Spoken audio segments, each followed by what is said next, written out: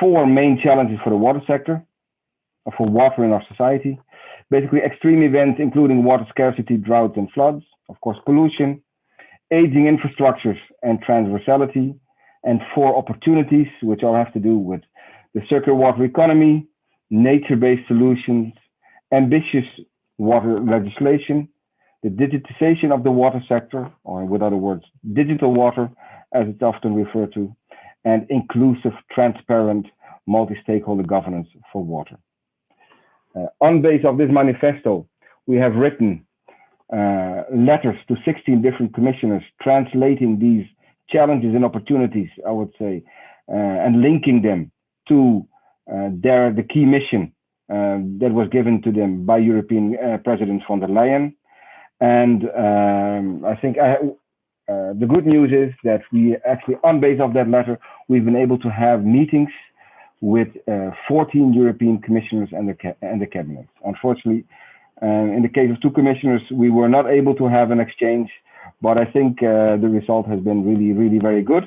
And the purpose now, as I said, of this meeting is to report back to you on what was our experience, what were the impressions, and also a discussion on what would be next steps to make sure that the whole Commission is aware of the importance for water for our society and economy. In my panel, I have 6 representatives today of the different organizations that are part of the European Water Alliance. I will briefly mention them to you and then give each of them the word so that they can briefly introduce themselves to you. We have Lea Poulo from Wetlands International, Miriam Wolfroom from CDP Europe, Hashmi Mikbersekyan from the European Youth Parliament for Water, Wendy Franken from the European Water Association, Sophie Aujean representing the European Pact for Water and Water Aid, Michiel Blind representing Euraqua, and of course, well, not everybody could be on board today, but of course, the representatives of Aqua Europa, Aquafed, and Network H2O are not here today, but we also speak on behalf of them. Having said that, I'd like to give the floor to our panelists. So, Lea, can I first ask you to briefly introduce yourself and explain what, from the perspective of Wetlands International, why our collaboration is so important? Sure. Thanks, Dirk. And I'm really happy to be part of this panel today.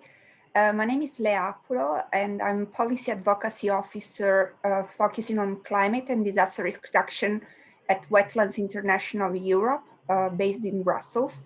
Wetlands International Europe is part of the global not-for-profit organization, the Global Wetlands International, dedicated to the conservation and restoration of wetlands. Our vision is a world where wetlands are treasured and nurtured for their beauty, the life they support, and the resources they provide. Our mission is to inspire and mobilize society to safeguard and restore wetlands for people and nature. And for this, for us, it's key to build strategic alliances, combining knowledge of development with advocacy efforts to call the EU for urgent actions to meet the climate, environment, and biodiversity goals. So being part of Water Europe gives us the opportunity to work with other organizations aiming at pushing for water and water-related ecosystems high in the EU agenda. So for us, it's a privilege and an honor to be part of the platform and to work with so many different organizations, but with the same goal. Thank you very much, Lea. Then Miriam, would you please like to briefly introduce CDP Europe and your angle within the water debate? Sure, thank you, Dirk, and welcome and good afternoon, everyone. So my name is Miriam Wolfram. I'm Director of Policy Engagement at CDP Europe, which is part of the CDP Global Network, a not-for-profit charity that runs a global disclosure system for investors, companies, cities, states, and regions to manage their environmental impacts, and that includes water-related impacts. And our mission is to drive a sustainable economy and society, and we do this by collecting water-related primary data from these stakeholders stakeholders, companies, cities, and so forth on how water is managed within their business model, supply chains, local action adaptation plans. And then this information is made available to policymakers and to the capital markets among the key stakeholders or users of this information to take informed decisions. And maybe just to, sort of state what we already know, the world is really running out of water. We face a 56% of shortfall in available water supply by 2030, a UN report says, driven by rising demand and falling supply due to climate change impacts such as droughts, as an example. And since this issue is so complex, water is a complex horizontal topic, we really appreciate being part of Water Europe, it's really reflecting the number of critical stakeholders and areas of expertise. As an Earth system, water cannot be addressed as a standalone one. It's neatly interlinked with climate change and nature issues. From an industry stakeholder perspective, it's material to numerous industrial sectors, but also other areas of the economy and reflected in Water Europe. The access to sustainable supply of non-polluted water is so critical for our society. And finally, water insecurity, it's also very hard when it comes to an adaptation and resilience issue, again, across all stakeholders, which are very nicely reflected in that consortium. So stop here. Thank you very much, Miriam. I think also a very, very important perspective. Then Hasmik. Good afternoon, everyone. Thank you very much for this opportunity. And so my name is Hasmik Barsegyan. I'm environmental management specialist, president of the European Youth Parliament for Water. The parliament is founded by the International Secretariat for Water and Solidarity Water Europe around 20 years ago. And the parliament aims to promote youth involvement in the water sector, both by increasing their awareness of water resource management issues and by fostering understanding of citizenship and democracy. The 15th session of the Parliament, European Youth Parliament for Water, was held in November 2019 in Nizhny Novgorod, Russia, and was dedicated to river basin and its challenges and solutions. And our participants elaborated collective commitment for formalizing the vision of the young people for better management of water resources and highlighting the importance of youth as actor of change and agent of change. So our involvement to the European Water Alliance is important for us in terms of intergenerational dialogue, a communication with senior experts and decision makers, and of course with different stakeholders of water sector that Water Europe unites. Thank you. Thank you very much, Hasmik. And then I'd like to give the floor to Wendy Franken of the European Water Association. Good afternoon. I am Wendy Franke. I'm the Vice President of the European Water Association, representing all the water and wastewater professionals from 22 European countries. We are one of the partners within the EU Water Alliance, and we strongly believe that Europe needs to remain the key enabler to achieve a water-smart society. We also strongly believe that joint efforts are important and are needed to avoid actually conflicting messages and to assemble the critical mass to push our issues. Short. Short, but put it to the point. Very much. Very well, Wendy. And then I give the floor to Sophie Aujean. Thank you. Hi, everyone. So I'm Sophie. I am WaterAid EU representative. So I'm in charge of EU advocacy for WaterAid. But here I am also speaking on behalf of the European Pact for Water. So I have to present two organizations and we'll do very quickly. So the European Pact for Water was founded in 2016 and it gathers 35 civil society organizations who are doing advocacy on water, basically aiming at putting water at the core of the EU agenda. And WaterAid was founded in 1981. We work mainly on access to water, sanitation and hygiene in developing countries with really a focus on least developed countries. So we work mainly in Sub-Saharan Africa and in South Asia. I think really the added value of having organized those meetings together is first that, as the other speakers have said already, SDG 6 is one of the most interconnected goals. And that's really reflected with this, let's say, multi-sectoral, multidisciplinary alliance. And the other point I think that is really key is that I think the European Commission really prefers to get one meeting request than 10 meeting requests from 10 different organizations. So from that point of view, I think it's really important that we continue to work together, and that doesn't hinder, of course, each of us to do our EU advocacy, but when we can work together and find common ground, I think that's really important. So looking forward to the discussion today. Very good. Thank you very much, Sophie. And before giving the word to our last panelist, Michiel, I just realized that this time we have a very gender unbalanced panel because I would say we're mostly in the water sector. We see about 60–70% white men over 55. We now see mostly women, and Michiel has to defend the honor of the white males, I think still under 55. Michiel? So Michiel, please take the floor. Thank you, Dirk. Just under 55 and not in a gray suit.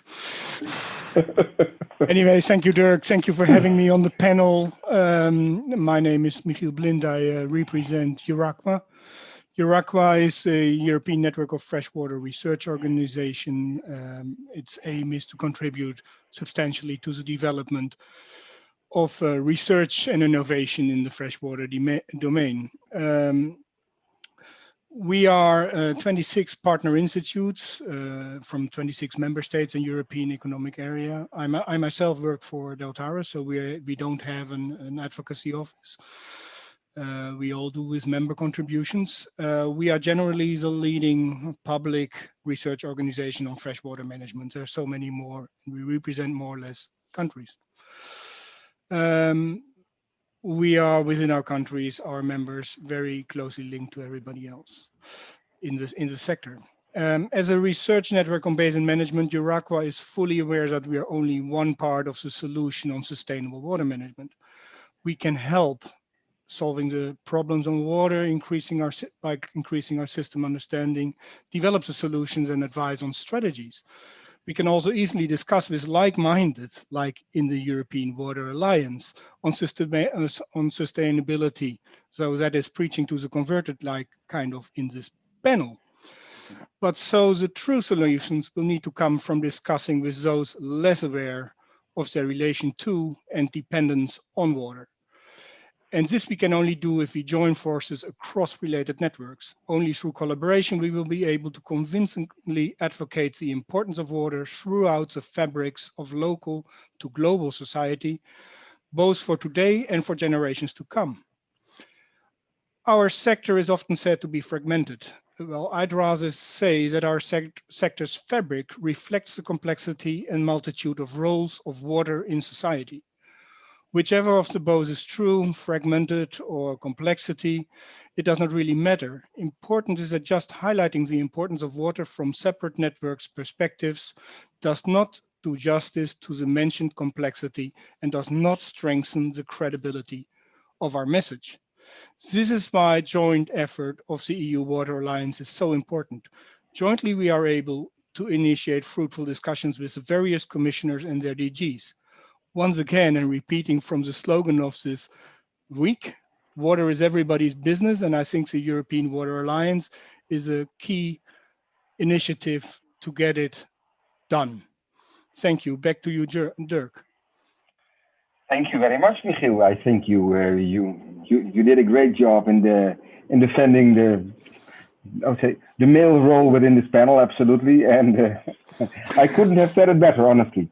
So with that, I think we're going to move to the next round, which is a discussion on really. I mean, we've had these 14 different meetings with 14 different cabinets and commissioners, and of course, I mean, as we come from such diverse perspectives, we each, I would say, took our own messages home from that. We took our own priorities and lessons, and I think it would be interesting to hear from all of you.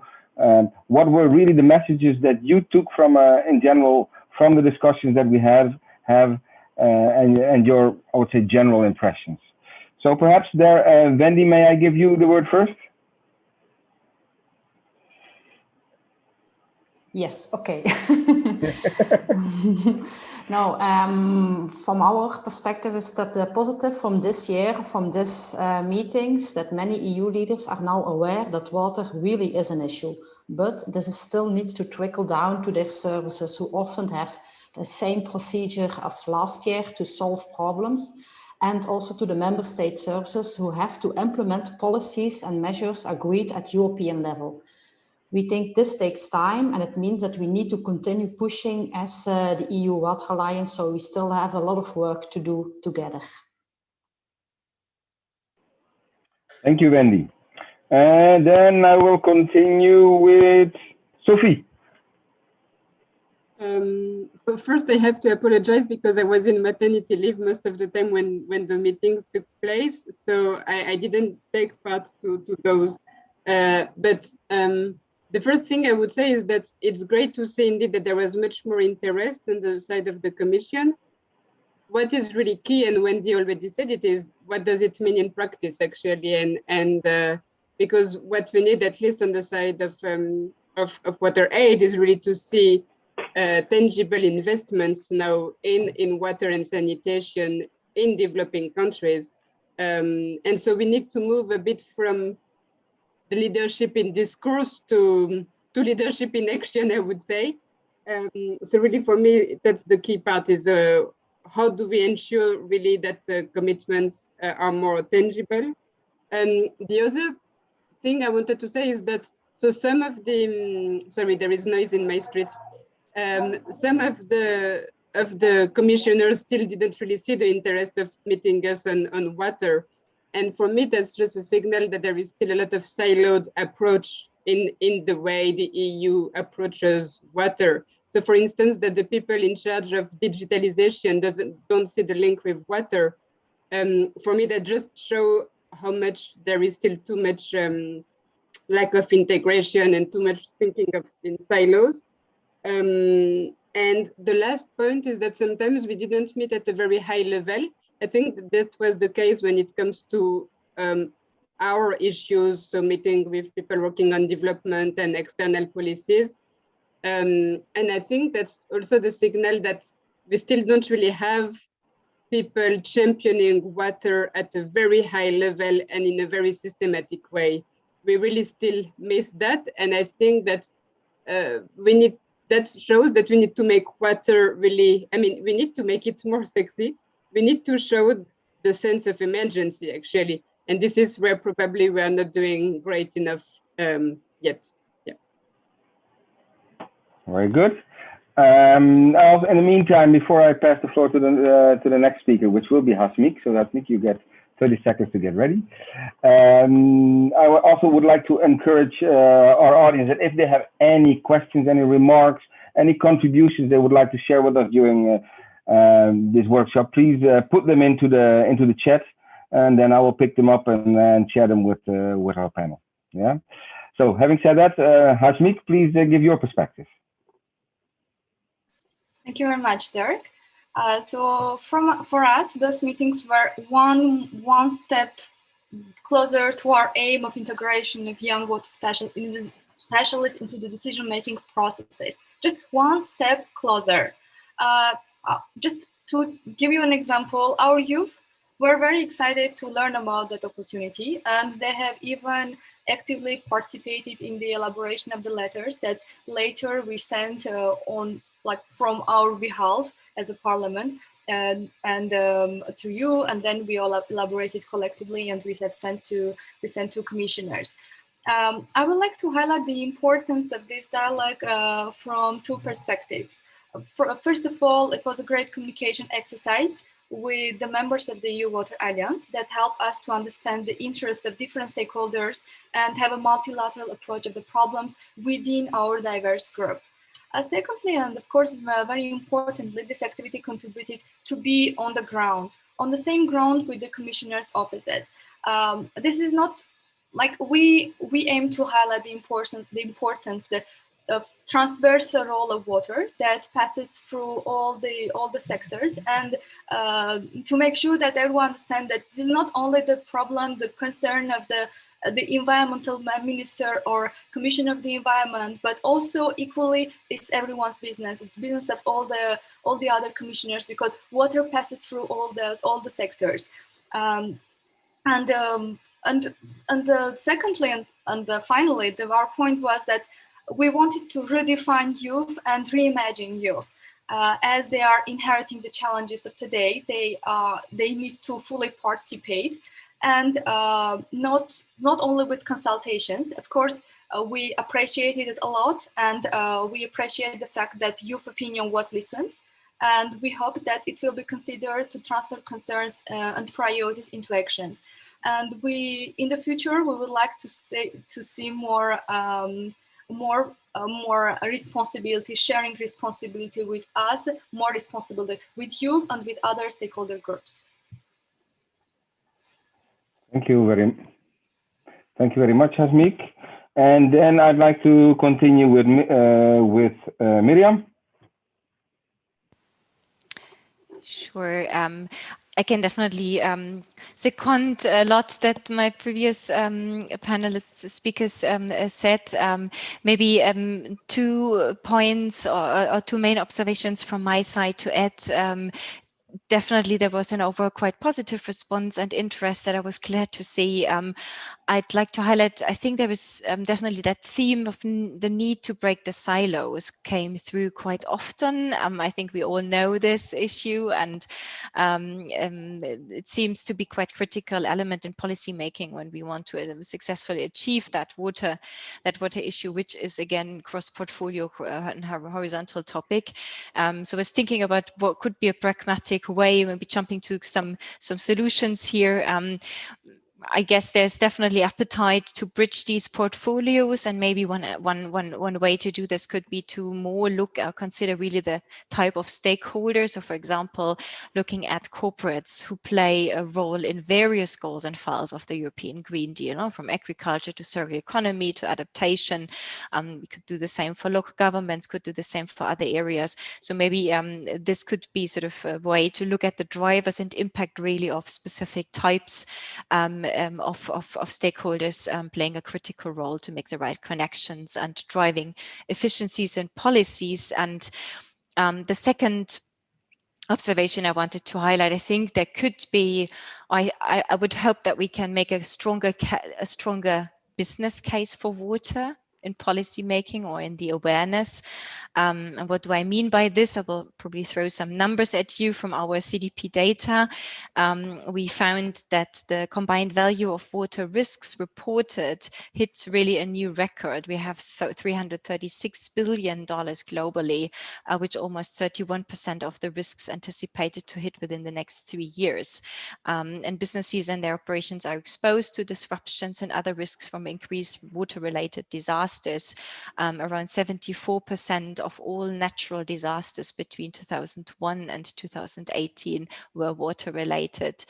During the past 20 years, floods, droughts, I don't have to tell you, have had catastrophic impact, causing thousands of deaths and affecting billions of people, and also creating almost 700 billion in economic damage dollars.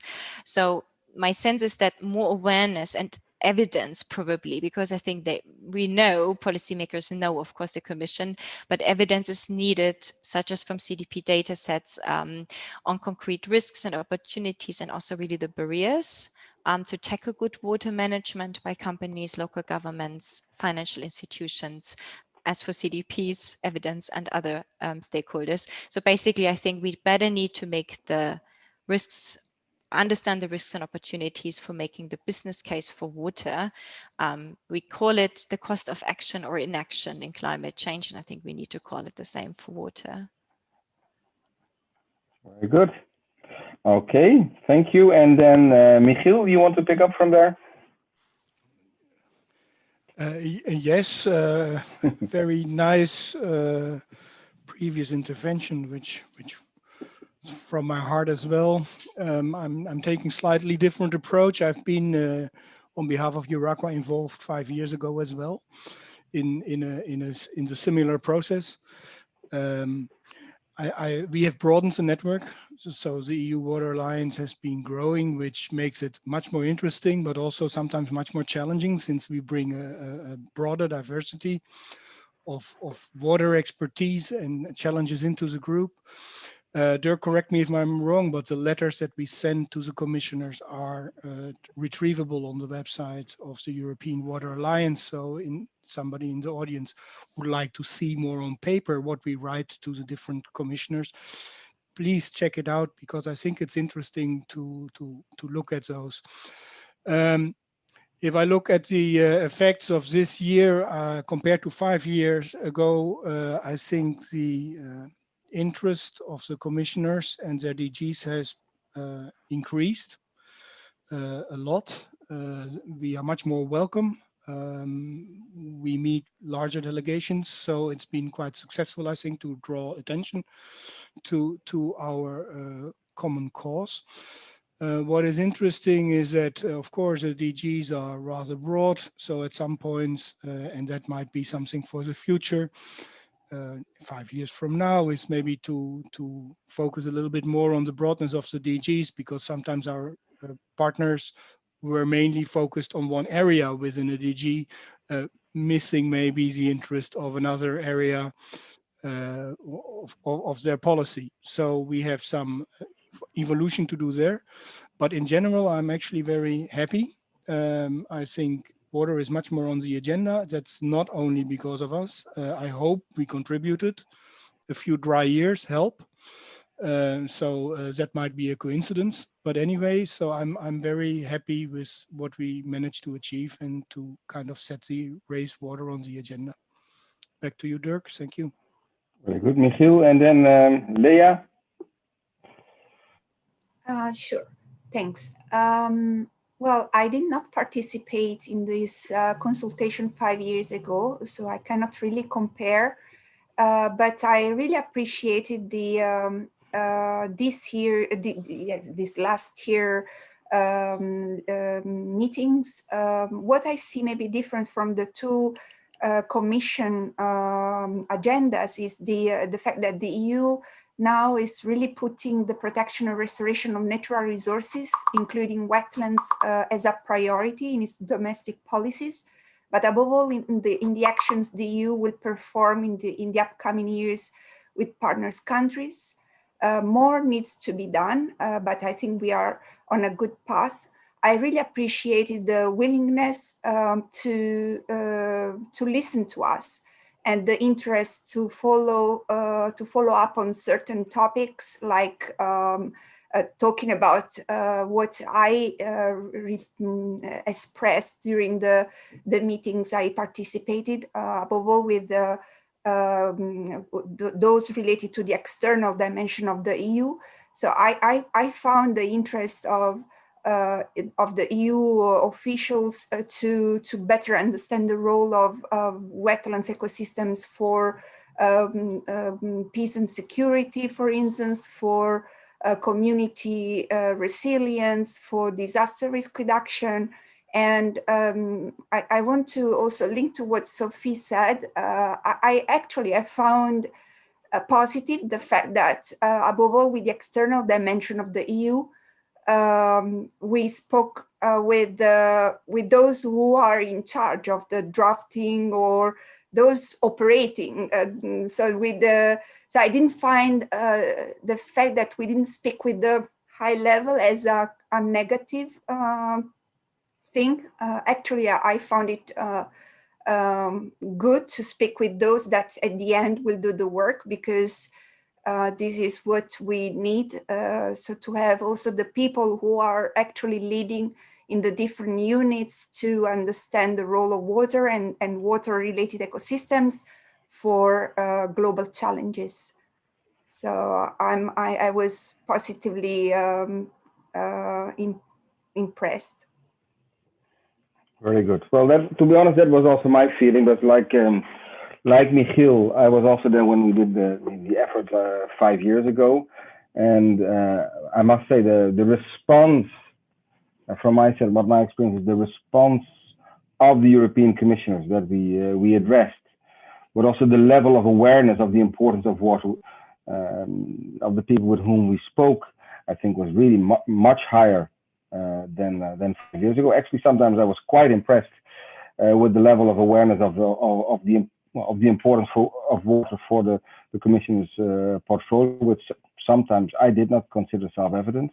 And I think a nice example is that, which I sometimes give, is that 5 years ago, when we addressed, let's say, the then Commissioner for Disaster Management and requested a meeting, we got initially a negative reply because we were told by the Commissioner that water was not important in his portfolio. Later on, he revised his position, but this time really we did not have that kind of accidents. All the commissioners, I think, did recognize the importance of water, although some may not have still prioritized it as high as we would like to see. So no, I think really this time has been a very valuable and positive experience, and I think therefore it's also good now to see how we can move on. We've done this initiative, we've made the manifesto, we sent letters to all these different commissioners. We did a follow-up action with a letter where we thanked them for the meeting, and we kind of highlighted the most important points again. So I'd like to see now with you what type of other actions you think we can do to follow up, to make sure that we continue to put water high up on the agenda and basically to mainstream water through all the key portfolios within the European Commission. Perhaps, Miriam, can I start with you and see what you would like to see us doing over the next year? And also, of course, in the meantime, if any of the panelists want to know of, and the audience want to add any ideas, questions, please don't hesitate. Put it in the chat box, and we'll pick it up. So, can I just clarify? Did you mean? Did you say Miriam? Yeah. Okay, thank you. Not jumping in on anyone else's slot, sorry. I was trying to say Miriam. I'm not sure anymore how I pronounced it. No, I'm here. I'm happy to start off, but also I think, yeah, we all have looking forward to the other speakers' contributions. I mean, yeah, CDP is focused on all to do with corporate and investor work and how we can sort of really lever these drivers in the market for better water management. So some actions that definitely sort of from CDP side we will continue doing, but there's also links, of course, with clearly our policy engagement. So clearly continue increasing corporate water disclosure and governance. Transparency on corporate environmental action, water action is absolutely key as a driver for transitioning business models, including supply chains and towards sustainability, and to track progress, which is also a key element, often forgotten, really to track progress against water-related targets. Just to give you some numbers, what we sort of find and why we still think that we are yet not there on the level of transparency that is needed. We have, for example, 44 of European companies responding that water as a substantive risk, just to undermine sort of the need to act. However, European companies may be blind to pollution risks, with only 7.5% reporting such risks, which seems to suggest that this is not sort of living up to reality. Regulatory risk that is across the board among European companies is really a highly reported risk. That means basically, in simple words, regulation works. So policymakers have a unique opportunity. And I could continue. There's also very positive elements. 55 of EU companies reduced or maintained water consumption compared to previous years. So we continue to put a lot of effort in engaging the private sector through that disclosure mechanism on more and better water-related disclosures. a bit, always the same. What gets measured gets managed. And as regards to EU-level policy, there are a number of major opportunities from my perspective with the new Corporate Sustainability Reporting Directive in proposal stage, the sort of already sort of announced EU sustainability reporting standards that will sustain this directive, the Sustainable Corporate Governance Initiative, and of course, or you will know the EU taxonomy and the Sustainable Finance Disclosure Regulation on the investor disclosure related side of things are key opportunities to get that transparency level to a stage where we're really able to track progress when it comes to water. Another area is that has been mentioned previously by others. We need to boost and we want to boost national ambition on pollution. Our corporate data suggests that policies and regulations on pollution currently in place are not sufficient to drive the transformation needed. For example, the fines and penalties reported through CDP often have a limited impact on the, these multi-billion-dollar companies, and therefore may not be determining the desired behavioral change. And the EU already works on enhanced environmental safeguards. We will definitely need robust enforcement mechanisms, which send that clear signal to corporate boardrooms. So this will be an area of our policy engagement.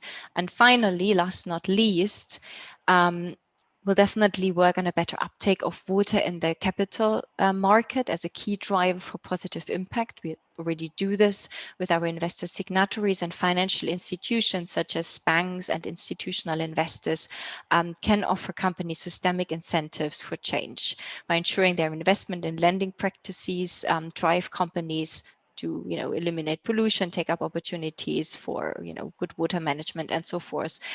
A recent CDP survey suggests that awareness on water issues within the financial sector, however, is low, and this is where we need to do more. 70% of responding financial institutions regard climate change as an important issue for their institution, and this drops to only 22% for water security. So we have a clear mismatch here. So we want to support the capital market on own understanding. We also support with our data the creation of financial products and services that specifically incentivize good water management, such as through funds and indices that take into account water management within the portfolio companies. And last not least, through promoting regulatory and supervisory measures for the financial sector to ensure that these institutions disclose and drive mitigation of negative water impacts.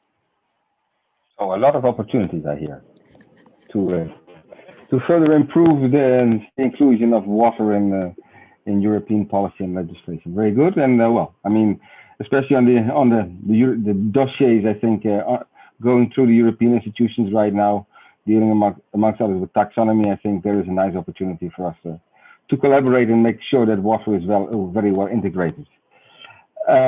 So then let me move to Hasmik. So what kind of, I would say, actions do you see for us to deploy towards the future to make sure that water remains high up on the agenda, but also that we can continue to mainstream water through all, I would say, the different policy areas of the European Commission? Dirk, you said Hasmik? Yeah. Yeah, okay. Is there something wrong with my volume, or because this is now the second? Well, that's fine. Okay. So I will be short, and for the follow-up, I think I just see that from the youth perspective that we need to continue this on regular basis and to this dialogue with the Office of Different Commissioners. And I think that we need to find out some mechanism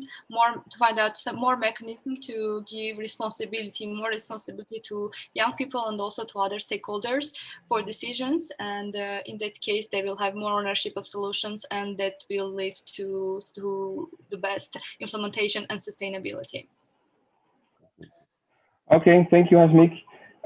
Then Leah. Well, I think that as a group, contributing to new initiatives, so the Green Deal, I think, will offer us several opportunities to send our input, our feedback, to ensure that water and water ecosystems are mainstreamed in the different new policies and new initiatives the EU is planning to implement. So my suggestion as a group would be to monitor the work plan of the Commission and prioritize those initiatives, strategies, legislative proposals, where we as a group can have an impact by formulating joint positions, joint input, because I think at least in some of the meetings we had, I think they really found valuable the contribution from the group. They are looking for input above all when they have to develop new action plans or new initiatives. So my suggestion would be as a group to select those initiative strategy where we can have an impact. And above all, in the external dimension of the Green Deal, I also see a huge opportunity there because of the programming cycle, because the EU with its member states are working on Team Europe initiatives. Maybe we as a group caring for water and water ecosystems could really try to push for the EU and its member states to put water high also in the external work the EU does. Very good. Let's see. Sophie, can you follow up on that? Yeah, thank you. Just to complement a bit what Leah said, on which I really agree, I would say let's also not forget about the two other institutions in the EU. So I would say also the EU presidencies and the European Parliament. So for instance, we know that Slovenia is going to make water a priority of its presidency when it starts in 2 weeks now. So they will aim to adopt council conclusions on water by the end of the year. And I would say let's really make sure that this is not a one shot, and that we can really build on this with the next presidency. So after that, we have France coming up that I guess could make water priority in relation, for instance, to water security in the Sahel region, or in as part of the EU-Africa partnership, which is really important for France. There will be also Sweden, who is also a water friend. So let's build on this. And when it comes to the European Parliament, WaterAid and the European Pact for Water, we had put together, when we had the EU elections 2 years ago, we had put together a campaign called Stand Up for Water, where we were asking the candidates to pledge for water. And I think it would be nice to build on that also in early 2022, when we have a bit of the midterm of their mandate, to hold them accountable for the second part of their mandate. So let's push all the EU institutions, I would say. And also one key priority that we have in WaterAid, and that I think is also important for all of you, is on trying to really make sure the EU supports the strengthening of water systems and wash systems also in developing countries. So making sure that communities can really claim their rights to water, but also that governments and service providers are held accountable, that we can really build their capacities, invest in operation and maintenance, etc. So I think that would be a key ask we would have towards the EU. And just two additional things on which we are working a lot in WaterAid.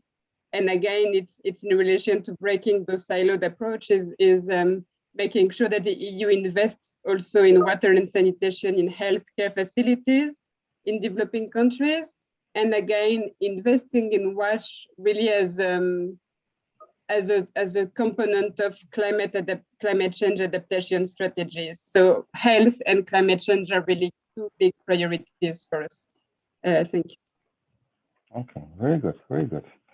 Then, Wendy, I'd like to hear your perspective on how you see we can expand and expand our activities and develop new ways of collaborating. Yes, we see different potential actions to follow up at several levels also. First, at the EU level, to pursue the proposal to invoke the passerelle to the qualified majority voting on the quantitative water issues, as water scarcity will be a challenge all over Europe and not only in Southern Europe. And as we look at the level of the member states, there we have to activate water actors and also organizations to pursue the inclusion of strong water action in the new CAP strategic action plans. And this actually to make sure that all options for financing water investments in the Green Deal and the recovery plans are pursued. So I think we as the Water Alliance, if we join forces, we can have a bigger voice, a greater voice to the Commission and also to all the other member states. Very good. Wendy, I'd like to explore that aspect a little bit, because I think for the sake of the audience, quality majority voting. Can you explain that a little bit? Because I fear that many people in our audience may not fully understand what you're referring to.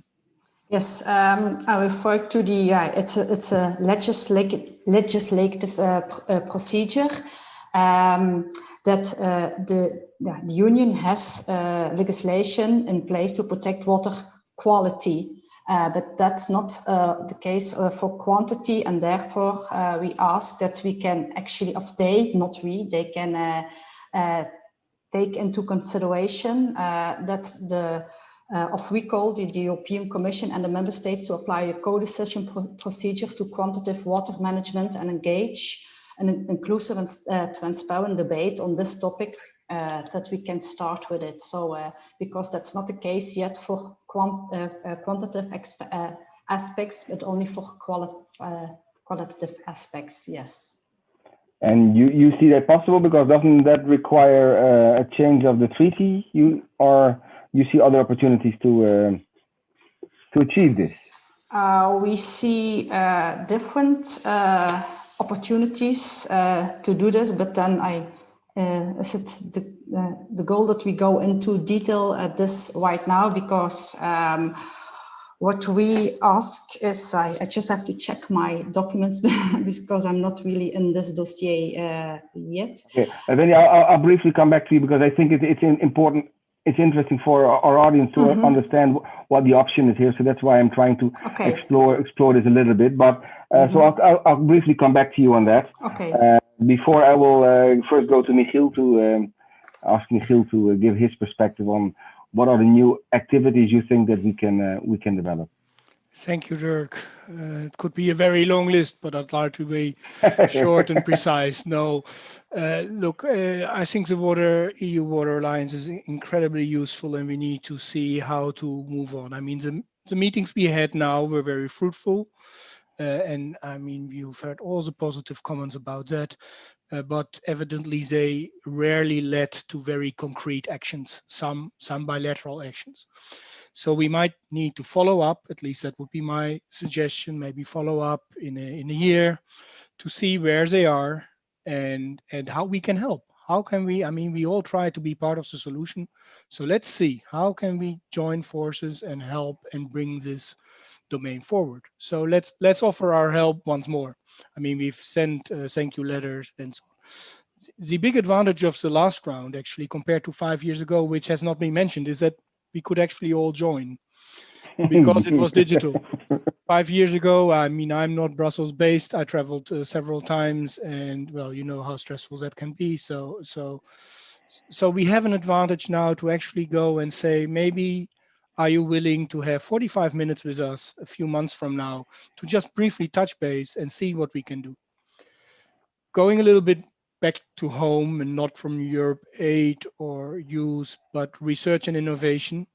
Evidently, I would have liked always a little bit more effort on where are your problems that require research, insights, and things like that. So on a little bit more detailed level, I would really enjoy discussing that as a more typical base. And I think there's opportunities. And I might actually suggest that sometimes we may need to have not a discussion with one DG or one representative of a commissioner, but actually join them in one meeting altogether. So having two DGs when you want to, why, when we talk about silos, do we talk one-on-one?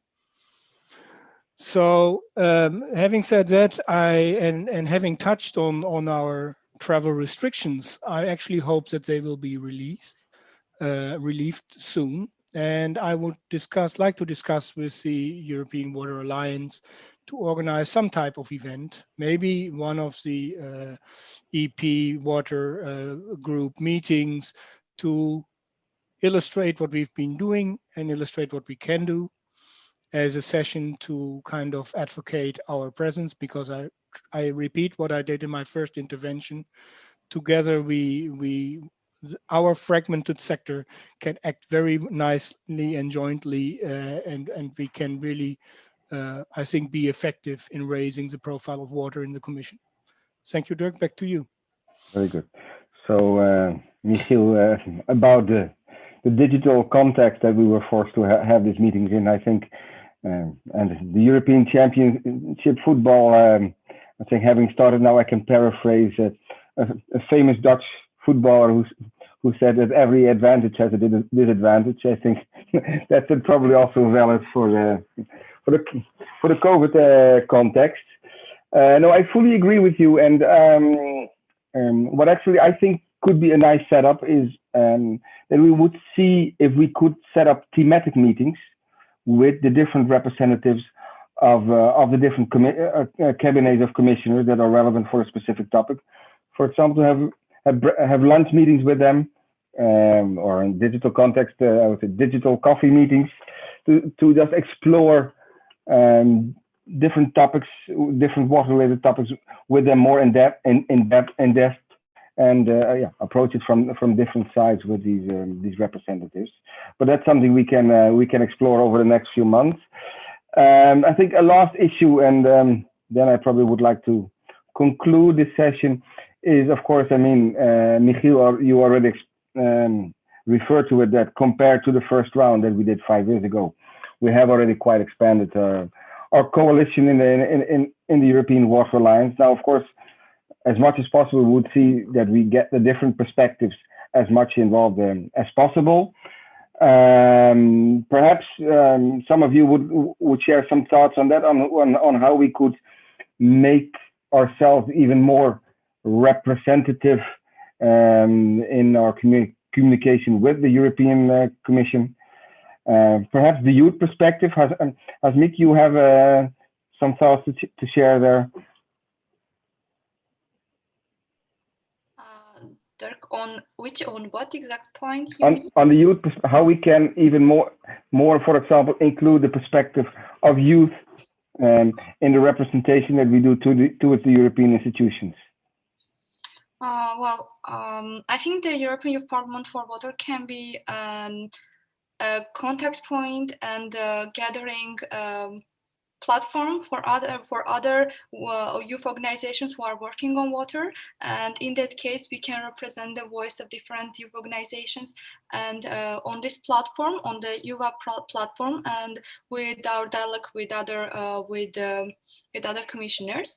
Of course, with different commissioners there are a lot of work to do, and I see that we have already the first important steps from this angle, and still, as I've already mentioned, we need to find the mechanisms of regular dialogue with youth, and make sure that this dialogue will not stay just on the expressing and raising awareness, which is also very important, but also to give responsibility to youth. In that case, we will have more results.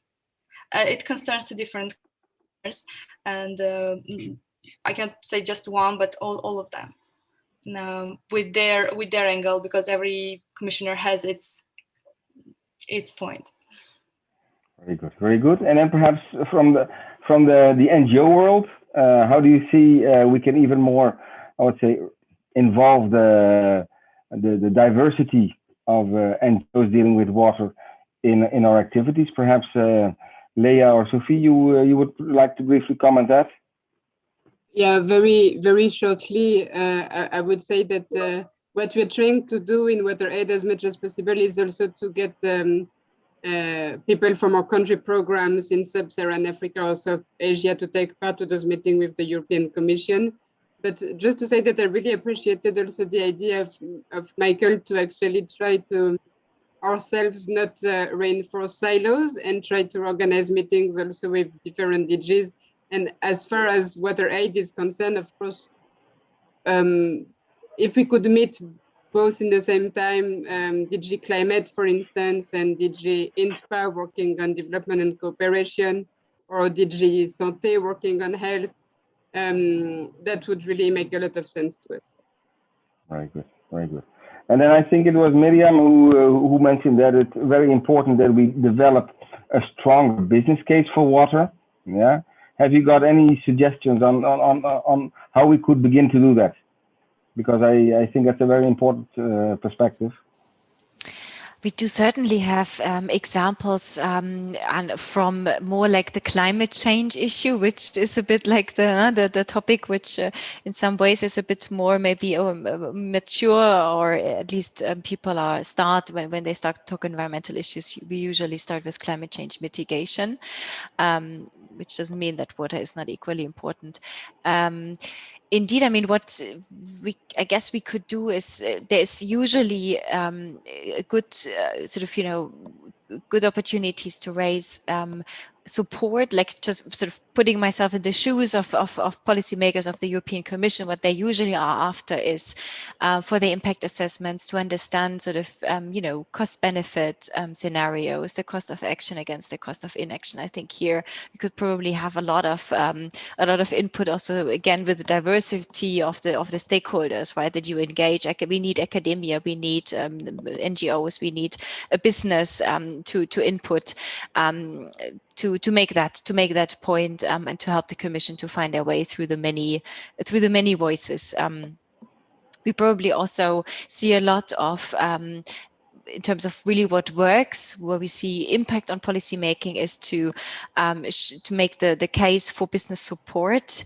We have seen letters signed by X amount of CEOs when it came to climate issues, even picked up on the 2030 climate ambition as the latest examples, even picked up by Commission President von der Leyen in her speech as an example of hey, we hear from our own businesses in Europe that what we aim to do is a good thing and will not be disruptive to economy, which is a normal issue for the Commission as well to look at. So there's I think also here that support that could be probably also grouped as much as from the financial community, from investors who get more and more interested in using water-related metrics in their investment decisions. That is very concrete examples, I think, more or less also from CDP's work, or work with indeed a community of NGOs. We're usually not doing these things on our own. So I think from that perspective, I think it could definitely make sense to use these examples of what has worked in climate change and to make them work for water. Absolutely, very good. Okay, and then I would turn back to Wendy and see, Wendy, if you can come back a little bit on the quality majority voting and explain exactly how you see that happening. Yes, because at this moment, the adoption of the EU legislation on water quantity is exempt from the standard procedure, which requires a unanimous decision of all ministers in the Council, and there's only consultation of the European Parliament. But there is a possibility to bring this water quantity issue into the ordinary legislative procedure through a unanimous Council decision. And therefore, we call the European Commission and also the member state to apply co-decision procedure to quantitative water management and engage in inclusive and transparent debate on this topic. Okay. So it's really changing the fabric of decision making at European level on water-related issues with regard to quality. Yes. Okay. I think with that we've come to the end of our session. I want to thank you very much. I think, to be honest, also, I think we can conclude that once again, the effort that we have undertaken has been a very valuable effort. I think it strengthened our collaboration, which I think in itself is already very, very valuable, particularly in a sector as diverse as the water sector. I think it's also once more underlined that, well, in order to make sure that water is recognized, the importance of water for our society and economy is recognized, we still need to do the right effort to explain it to everybody, to make sure that they are constantly aware, because I think if you speak to most people, of course they recognize the value of water, but I would say very, very quickly it disappears to the background, and they don't always realize that actually constantly for the business they're working on, water is a key asset that needs to be taken into account. So thank you very much, and well, we'll be following up with, I would say, next rounds of meetings and new actions. So thank you very much, and I hope for those who will be with us for the rest of the week that they can tune in, that they will tune in again tomorrow morning at 10 o'clock.